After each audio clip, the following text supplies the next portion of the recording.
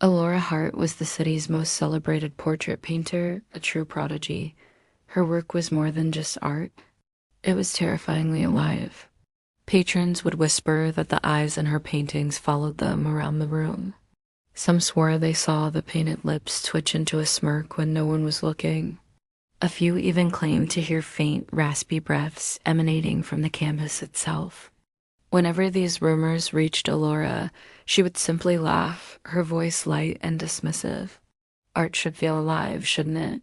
She'd say, a playful glint in her eyes. But deep down, a cold knot of dread tightened in her stomach. Because she knew the truth. Every time she painted someone, they changed. It all started with her neighbor, the sweet, elderly Mrs. Rowan. The old woman had been delighted to pose for a portrait, her hands folded neatly in her lap, a polite, gentle smile on her face. Alora worked for days, capturing every line and wrinkle.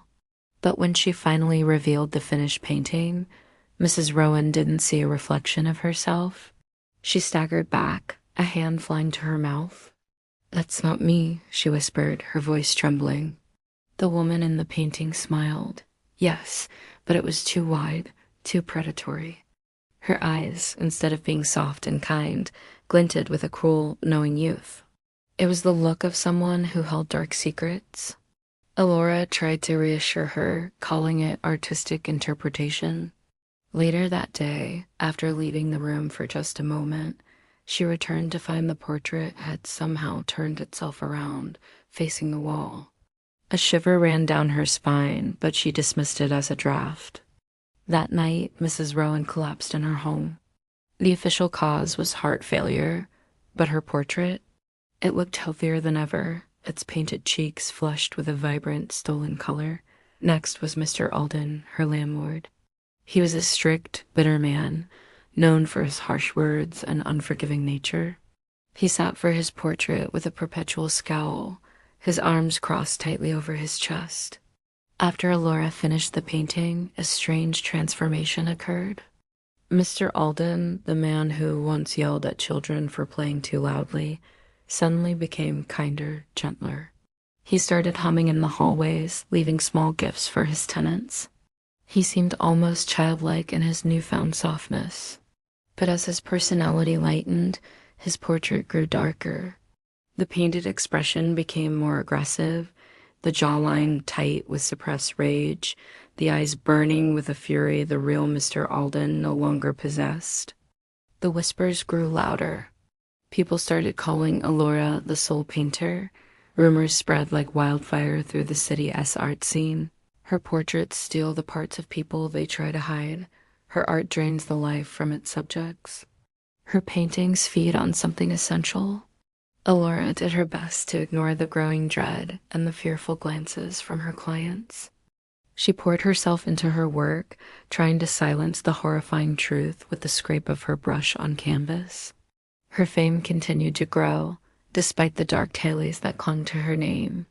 One day, she received a letter that should have been the pinnacle of her career. A famous curator, renowned for his impeccable taste, had requested a self-portrait for a prestigious upcoming exhibition. This was her chance to solidify her legacy, to prove the rumors were just jealous gossip. But that was when she discovered the terrifying, unshakable truth. When she tried to paint herself, her hand froze above the canvas. No matter how many times she dipped her brush, no matter how many determined strokes she made, the canvas remained stubbornly, unervingly empty. It was as if the fabric itself was refusing to accept her image. Frustrated and increasingly desperate, she set up 2 mirrors, one in front and one behind, surrounding herself with a blinding array of lights. She painted through the entire night, her movements becoming more frantic, her breathing more ragged. Still, nothing. The canvas stayed stark white, a blank void mocking her. As the first pale light of dawn crept through her studio window, she heard it. A soft, chilling whisper that seemed to come from everywhere and nowhere at once. Only the living can be taken. She spun around, her heart hammering against her ribs. The whisper hadn't come from outside. It came from her own gallery wall. She watched in abject horror as the portraits, dozens of them, a silent audience to her breakdown, began to move. Their painted eyes blinked slowly, deliberately. The muscles in their painted necks flexed as they turned their heads to look at her. Each one stared at her not with malice, but with a hollow, hungry admiration. A cold that had nothing to do with the morning air slid up her spine. "What are you?" she asked, her voice a broken whisper. "What have I done?" Mrs. Rowan's portrait smiled that same predatory smile from the day it was painted. "You gave us a home," it said, its voice a dry rustle of leaves. Mr. Alden's portrait growled softly, a low, guttural sound that vibrated through the frame. "You fed us what they didn't deserve." Alora stumbled back, shaking uncontrollably, her eyes darting from one living painting to the next. Why can't I paint myself?" she stammered. A small child's portrait, one she had painted years ago, answered. Its voice was faint and cracking, like old parchment. "Because you are not like them." "You never were." The room grew colder, her breath fogging in the air.